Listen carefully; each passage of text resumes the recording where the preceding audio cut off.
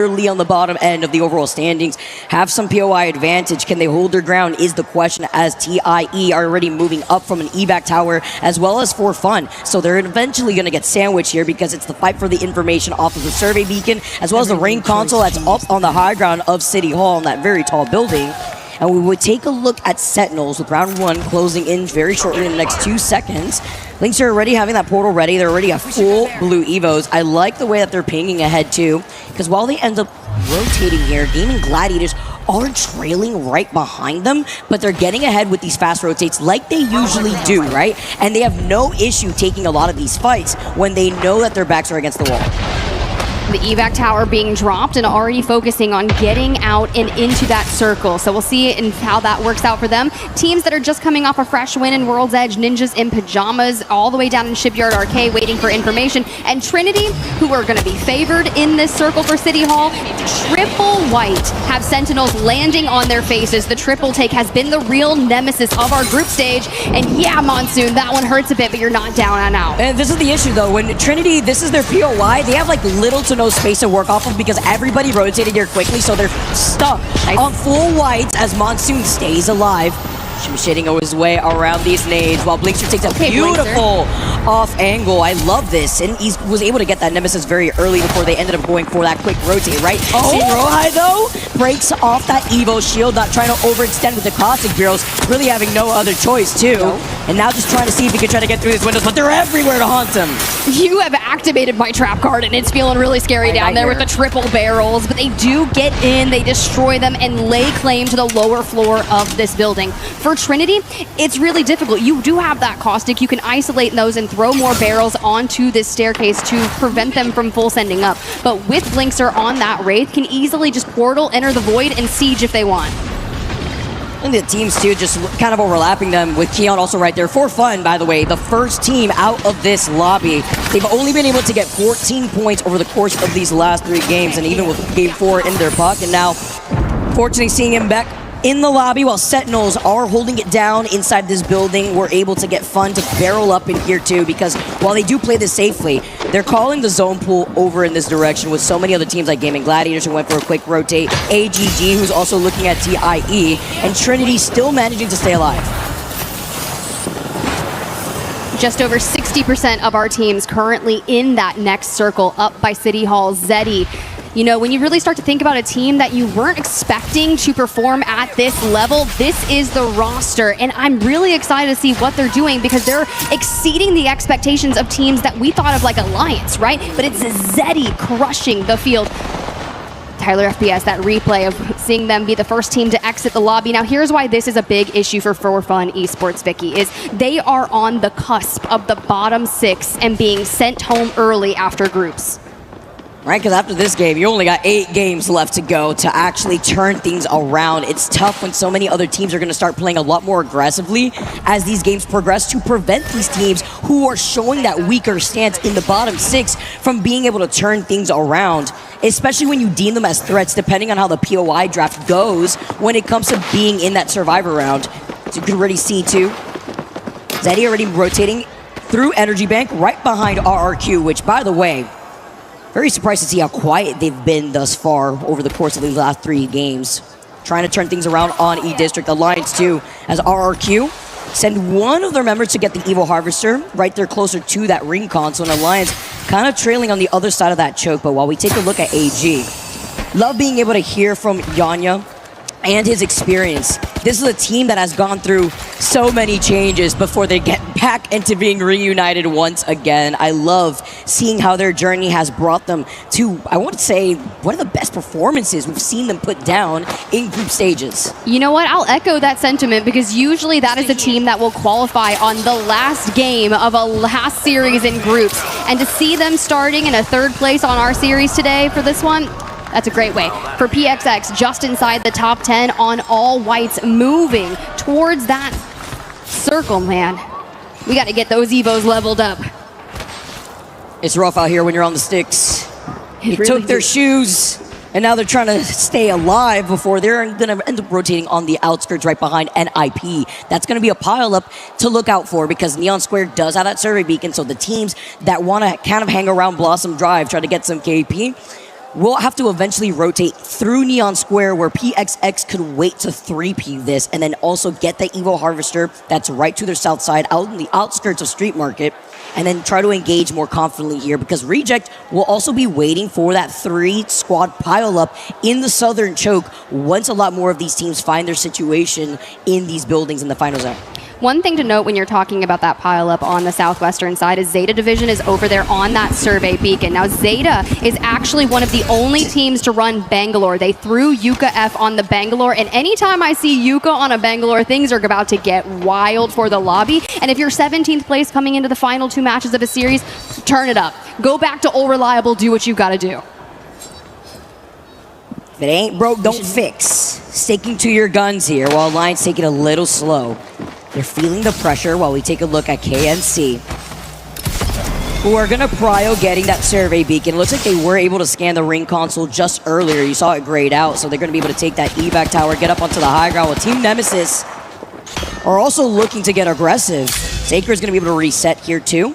Probably have already put down the TP rather, and while you currently have Zeddy now going through Galleria, they're also going to be able to have the scan over onto that ring console. So a lot of these teams forced to play on the edge are taking their time to play objective since they have further POIs. Well, here's what I'm scared of, Vicky, because when you think about Nemesis, you think about them having a bit of inconsistency. When you talked, I told you, I watched a massive interview that was performed by a Team Nemesis content creator talking about Sacred in particular, and when he joined that roster, he mentioned the high ceilings that that squad had, but they tend to have a bit of inconsistency. And if you can iron that out and not rely on one explosive game, that's how you find success throughout our week. So, still waiting to see that for today, but they did have a solid performance earlier on World's Edge. For JDG, it's a bit of the same, right? They're down in the bottom 6, looking to claw their way out. We talked about Naughty's first year IGLing, floating, being this kind of impeccable young player to come in, and we haven't really gotten to see them shine to their full potential just yet. And we know they got it in them. We've seen it time and time again, but maybe finding those nerves on a land like this, gotta be able to shake that off here, lock in and build up that momentum, especially when it comes to a game like Apex Legends. You can see the pings from afar, gonna be able to scan that care package, and an Evo Harvester right up ahead too, but it's not like they're gonna need it. They got the purple Evos ready to go, Nemesis as well. They're looking to rotate immediately with the evac tower. So many other teams still.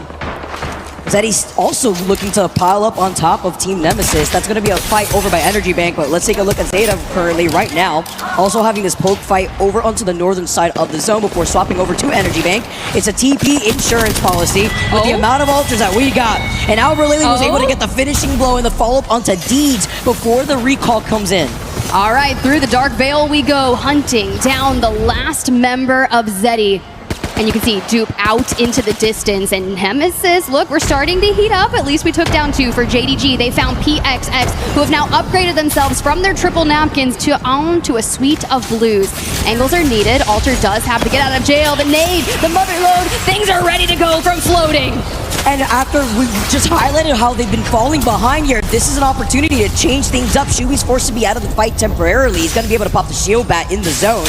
They do have the TP set up, but it's inside the zone right behind them, so it's not going to be that safety net that they could rely on. Now going to be able to prio, just moving up instead. And I do think it's important to highlight that Team Nemesis, after completely forcing Zeddy out of Energy Bank, they now get the prio on that Mythic bin. So they're going to have great weapons going into that next zone. And now NIP with Curve. Literally one shot, can he pull us off? I mean, he gets right behind the other side of the fence line. Hemlock shot does not find him. Strafing Flame did want to capitalize off of that, looking behind him into the zone. JDG being one of the teams to try to rotate further behind NIP through Neon Square. It's going to be tough here, especially when it comes to coming out of that Southern Choke. Yeah, at first I thought it was just a solo from RRQ, but they're just taking that much space. Reunited back again alongside one another. Zeta has found themselves taking a fight here against Alliance. We've called out Alliance and challenged them to get out of the bottom 6, have a strong performance. They used to be the group stage warriors. They were the winner of the inaugural EWC and now found themselves with regular difficulty. Different look of this team, a big shoes to fill on for Aku. Zeta also looking to get that reset. They did get the res, beautifully done, as they're going to be able to also portal right through that fence line, get safely back into their building. They decided to put one toe outside the door, immediately regretted it. Yeah. They are feeling the pressure. Times two, Satsuki there, running into a bit of a damage now. 5 seconds till he gets that shield bat finished, and we'll be back to fighting form alongside Yuka.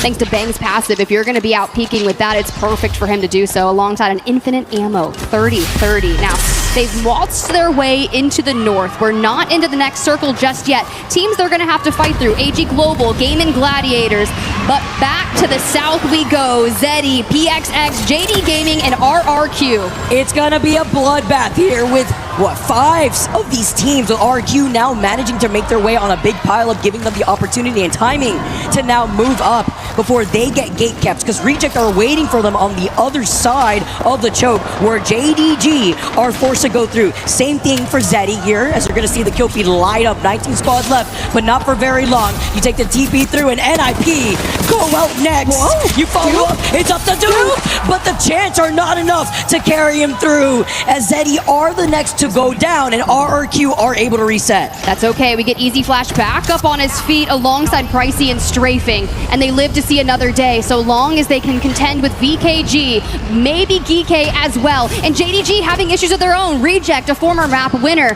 caught between them as they look to reposition. Moving up here, though, Yuris. Nope. Having a great performance, having the fans behind him before getting met on the other side of the longbow. Just one. Devo, though, just a little one. bit of retaliation. Elite now moving up. Just one. Nemesis, JD Gaming eliminated to the final 15, and Elite, who are performing exceptional here at ALGS Split 1 playoffs. It's so cool to see Kinda, Henchman, and Light working so great together. I've been so impressed. Think back to when Kinda was 16 and had just entered the ALGS. He has leveled up so much. Crazy to think how fast time flies, too. I was there to be able to see that growth. Is that like now, 3 years ago? Yeah, literally, right? 2? But it doesn't even feel that long, and to be able to see the growth from Kinda is just on another level. We got to keep it up here. They're sitting at 38 points, first place overall, ahead of Gaming Gladiators, while Alliance, this is a big one. Alive. This is a big fight. Yeah, highlighting the fact that there's 50 spots left. The follow-up is beautiful from Aku and Hockeys, just to paint the path here. Yuko getting knocked, trying to crawl away to get the finishing blow, especially with the TPs in this lobby. But here's the deal. They're not out just yet. A member of Zeta was able to portal back to safety. It's going to be really tough to make a full reset this late into the game, but for now, Zeta lives to see another one. As a solo, perhaps, you're seeing how they're going to be able to try to reset. It's just the Sparrow who's alive, while AG now take to the skies. Where can they go? No Valkyrie Insight, no human UAV. They're pinging right below. They know they're going to have to land on top of the bottom side of the building. I also heard a Kraber, by the way, as Kinda does get the follow-up knock in the feed. With 15 spots left, though, it's going to look hot here, Tiff, because there's teams in every angle as they're just trying to hug the side of the wall with VKG landing, also right to their left. Satsuki figured out Zeta out of the lobby. Sentinels going big. VKG have found GK, and they want their position. Casa grabs dropped, and for now, a 3v2. We expend the veil and shake it up. Dude. This is visual clutter at its finest, my friends, and you just have to stay locked. I mean, you're going to get hit with a wrecking ball. You go right through the veil. I mean, good luck with that. It's a slow down. And now, stuck as a duo, you have to play a dancing around the nades on top of it. While VKG do find knock, though. It's a trade-off with Keon getting a little bit of revenge.